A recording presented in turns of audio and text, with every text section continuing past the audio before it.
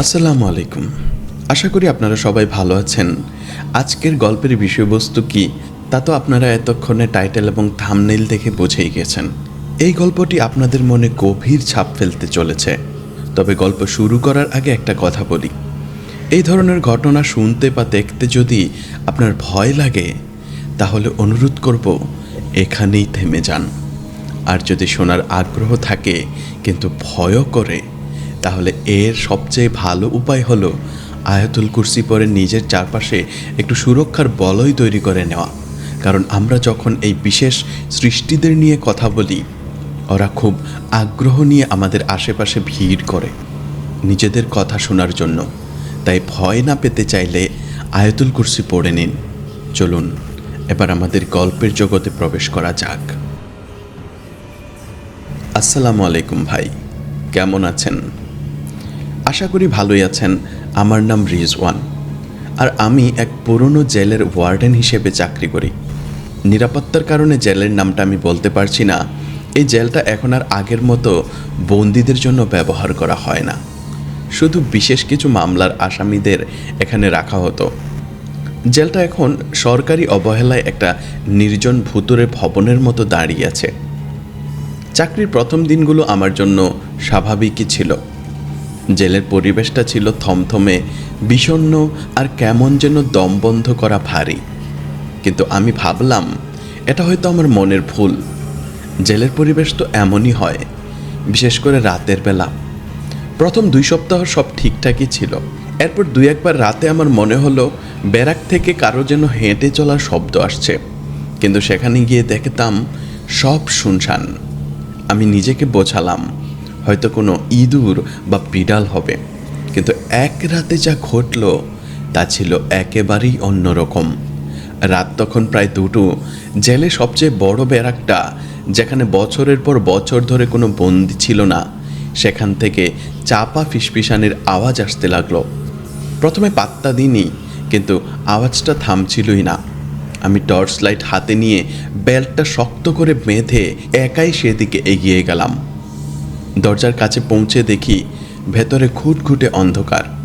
টর্চের আলো ফেলতেই দেখলাম সামনের দেয়ালে হালকা আঁচড়ের দাগ, যেন কেউ নখ দিয়ে আঁচড়েছে। দাগগুলো এতটাই তাজা ছিল যে মনে হচ্ছিল এই মুহূর্তেই করা হয়েছে। আমার কপালে ঘাম ফুটে উঠল। চাবি দিয়ে দরজা খুলে ভেতরে ঢুকলাম, কিন্তু কেউ কোথাও ছিল না। একটা দীর্ঘশ্বাস ফেলে আমি দরজা বন্ধ করে ফিরে এলাম। সেই রাতে প্রায় 3টার দিকে যখন আমি আমার কেবিনে বসে রেজিস্ট্রার খাতা দেখছিলাম, হঠাৎ জেলের সেই বহু পুরনো নষ্ট হয়ে যাওয়া ইন্টারকমটা থেকে একটা আওয়াজ ভেসে এলো। ভাঙা কাঁপা কাঁপা গলায় কে যেন বলে উঠল, দরজা খুলো, আমাদের বের করো। আমার হাত পা ভয়ে ঠান্ডা হয়ে গেল। এই ইন্টারকম তো বছরের পর বছর ধরে খারাপ। আমি সঙ্গে সঙ্গে রেডিওতে অন্য ওয়ার্ডেনদের সাথে যোগাযোগ করলাম, কিন্তু কেউ কিছু শোনেনি। কোনো মতে রাতটা পার করে সকালে সুপারিনটেন্ডেন্টকে সব বললাম। তিনি হেসে বললেন, আরে এটা জেলখানা রিজওয়ান, এখানকার দেয়ালও কথা বলে, আস্তে আস্তে অভ্যাস হয়ে যাবে।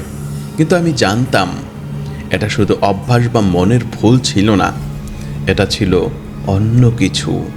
পরের রাতে ঘটল আরও অদ্ভুত ঘটনা। রাত তখন প্রায় 12:30। জেলে সবচেয়ে পুরনো ব্লক সি, যেটা শুধু রেকর্ড রাখার জন্য ব্যবহার করা হতো, সেখানকার আলো হঠাৎ নিভে গেল। আমি ভাবলাম ফিউজ হয়তো কেটে গেছে। সেখানে পৌঁছাতেই আমার মনে হলো বাতাসের চাপ যেন হঠাৎ বদলে গেছে। নিঃশ্বাস নিতে কষ্ট হচ্ছে। কয়েক পা এগুতেই অনুভব করলাম কেউ আমার পেছনে হাঁটছে। পেছনে ফিরতেই দেখি কেউ নেই। আমার বুক ধড়ফড় করতে শুরু করলো। হঠাৎ ডান দিকের একটা বন্ধ দরজার নিচ দিয়ে একটা ছায়া সরে যেতে দেখলাম। আমি সাহস করে দরজাটা খুললাম, কিন্তু ঘরটা ছিল একদম খালি। যেই আমি দরজা বন্ধ করে ঘুরলাম, মনে হলো হিমশীতল কিছু একটা আমার পাশ দিয়ে সাঁত করে চলে গেল। আমার সারা শরীর অবশ হয়ে গেল। আমি দৌড়ে কেবিনে ফিরে এলাম। সেদিন রাত 3টার দিকে আমার কেবিনের দরজায় 3বার হালকা টোকা পড়ল। আমি দরজা খুলে দেখি বাইরে কেউ নেই। হঠাৎ কানের কাছে কেউ যেন দুর্বোধ্য ভাষায় কিছু একটা বলে গেল। আমি ভয়ে চেয়ারে বসে রইলাম। এবং সকাল পর্যন্ত আর দরজা খুললাম না। পঞ্চম রাতে যা ঘটল তা আমার জীবনের সবচেয়ে বড় আতঙ্ক। রাত 2টো নাগাদ রেকর্ড রুমের আলো জ্বলতে দেখে আমি সেখানে গেলাম। পঞ্চম রাতে যা ঘটল তা আমার জীবনের সবচেয়ে বড় আতঙ্ক। রাত 2টো নাগাদ রেকর্ড রুমের আলো জ্বলতে দেখে আমি সেখানে গেলাম। ভেতরে ঢুকে দেখি ঘরের ভাঙা বাল্বটা টিম করে জ্বলছে, আর দেয়ালের উপর কেউ কয়লা দিয়ে লিখে রেখেছে, এখানে কেউ আছে। আমার হাত থেকে টর্চটা প্রায় পড়ে গিয়েছিল। আমি দরজা বন্ধ করে ফিরতে যাব, এমন সময় দেয়ালের অপাশ থেকে টোকার শব্দ এলো। সেই দেওয়ালের ওপারে যাওয়ার কোনো পথই ছিল না। আমি দৌড়ে পালাতে গিয়ে মাটিতে পড়ে গেলাম, আর তখনই স্পষ্ট অনুভব করলাম একটা ঠান্ডা হাত আমার কাঁধ স্পর্শ করলো। আমি কাঁপতে কাঁপতে উঠে কোনো মতনে কেবিনে ফিরে এলাম। এরপর আমি পুরনো রেকর্ড ঘেটে 1972 সালের এক বন্দি সালমানের ফাইল খুঁজে পেলাম। তার ফাইলে লেখা ছিল সে রাতে একা একা কথা বলতো আর বলতো, দেওয়ালের অপারে ওরা আছে, ওরা সবাইকে দেখে। ফাইলের শেষে জেলের একটা পুরনো নকশা ছিল, যেখানে ব্লক বিতে ব্যারাক নম্বর 9 নামে একটি ব্যারাক দেখানো হয়েছিল, যার আজ কোনো অস্তিত্বই নেই। এক রাতে ডিউটিতে থাকাকালীন আমি সেই ধ্বংস হয়ে যাওয়া ব্যারাক নম্বর 9 জায়গায় একটা ছায়া দেখলাম। ছায়াটা একজন কয়েদির মতো হেঁটে এসে একটা অদৃশ্য দরজার ভেতরে মিলিয়ে গেল, যেখানে আদতে কিছুই ছিল না। আমি থরথর করে কাঁপতে লাগলাম। এরপর আমি সালমানের একটি ব্যক্তিগত ডায়েরি খুঁজে পাই। তাতে লেখা ছিল, প্রতি রাতে ওরা আসে, যাদের কেউ দেখতে পায় না।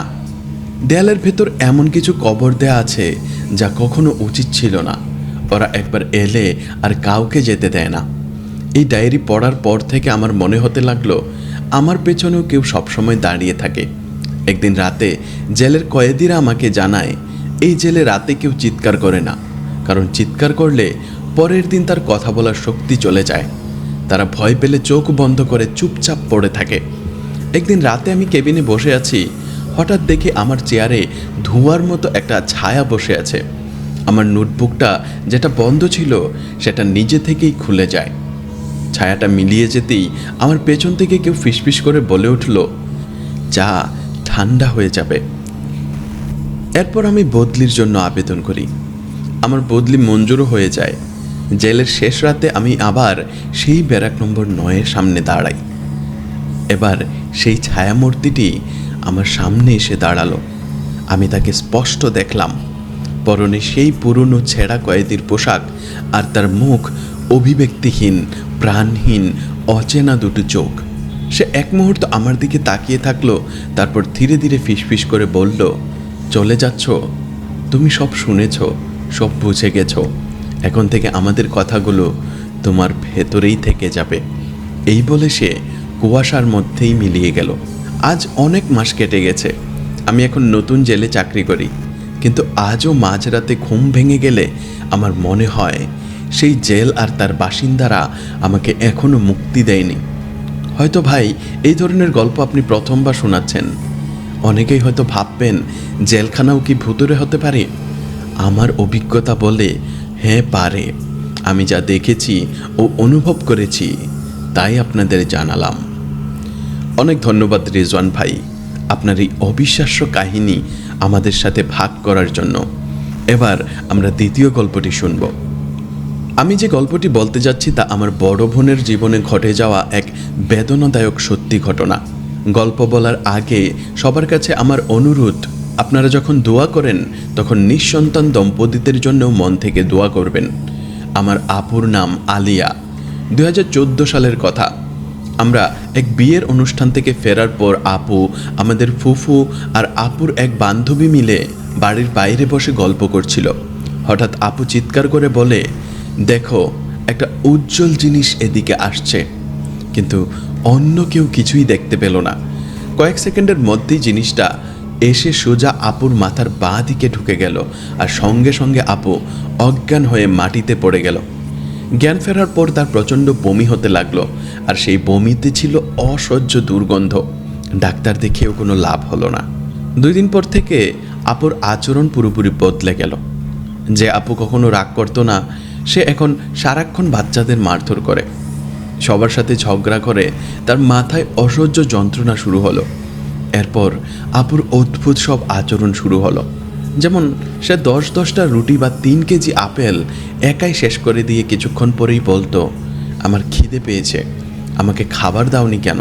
ভাবুন একবার, যে মানুষটা একটা রুটিও শেষ করতে পারতো না, সে এখন এত খাবার খাচ্ছে।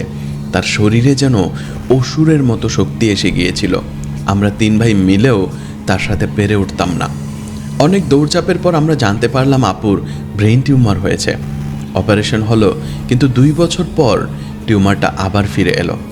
এবার এমন এক জায়গায় যেখানে অপারেশন করা সম্ভব নয়।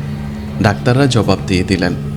একদিন আমার এক বান্ধবী ফোন করে জানালো, আপুর যা তার কাছে একটা ছেঁড়া পার্স সেলাই করতে দিয়েছিল, সেই পার্সটার ভেতর থেকে সে অনেকগুলো তাবিজ পেয়েছে, যেগুলোতে আমার আপু, ভগ্নিপতি আর আমার মায়ের নাম লেখা ছিল। আমরা একজন আলেমকে সেই তাবিজগুলো দেখালাম। তিনি তাবিজগুলো দেখে জানালেন, এর মধ্যে একটা তাবিজ বাঘের চামড়ার উপর কিছু লেখা, আর সেটা হলো মৃত্যুর তাবিজ।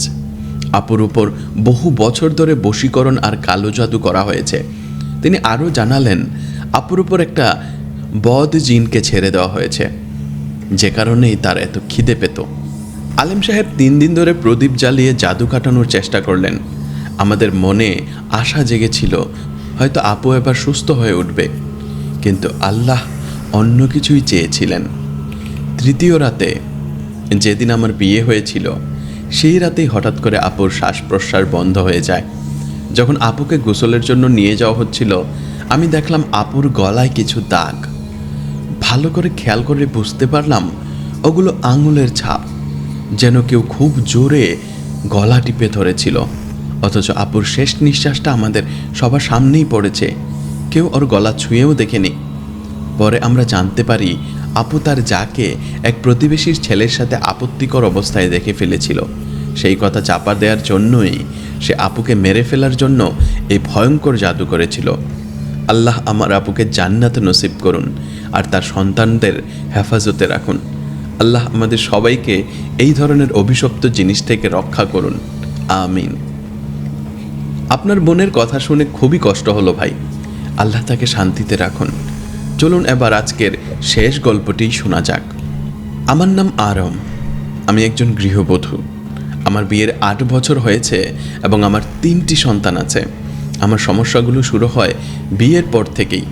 আমার আর আমার স্বামীর মধ্যে খুব ভালোবাসা ছিল, কিন্তু হঠাৎ করেই ছোট ছোট বিষয় নিয়ে আমাদের মধ্যে ভয়ঙ্কর ঝগড়া শুরু হলো, যা একসময় মারধরের পর্যায়ে চলে গেল। যখন আমার 3য় সন্তান গর্ভে, তখন থেকে আমি আমার নিজের বাড়িতেই অদ্ভুত সব জিনিস অনুভব করতে শুরু করি। রান্নাঘরে কাজ করার সময় মনে হতো আমার পেছনেই কেউ দাঁড়িয়ে আছে, কখনো পায়ের ওপর দিয়ে কারো ঠান্ডা হাত ছুঁয়ে যেত। রাতে ভয়ে ঘুমাতে পারতাম না, ভয়ঙ্কর সব স্বপ্ন দেখতাম। একদিন আমি রান্না করছিলাম, আমার ছোট ছেলেটা দোলনায় ঘুমাচ্ছিল। হঠাৎ করেই দোলনাটা নিচ থেকে খুলে গেল আর আমার ছেলেটা সশব্দে নিচে পড়ে গেল। ও যখন পড়ল, আমি স্পষ্ট দেখলাম ওর পেছনে একটা কালো ছায়া সরে গেল। এটা দেখে আমার আত্মা কেঁপে উঠল, কিন্তু এসব কথা আমার স্বামীকে বললে সে কিছুই বিশ্বাস করতো না। পরে আমার মা একজন আলেমকে দিয়ে জানালেন যে আমাদের উপর কালো জাদু করা হয়েছে। একদিন আমি গোসল করার সময় আমার পরিষ্কার মনে হলো আমার সাথে বাথরুমে অন্য কেউ আছে। আমার বাচ্চারা খেলতে খেলতে হঠাৎ ভয়ে চিৎকার করে ওঠে।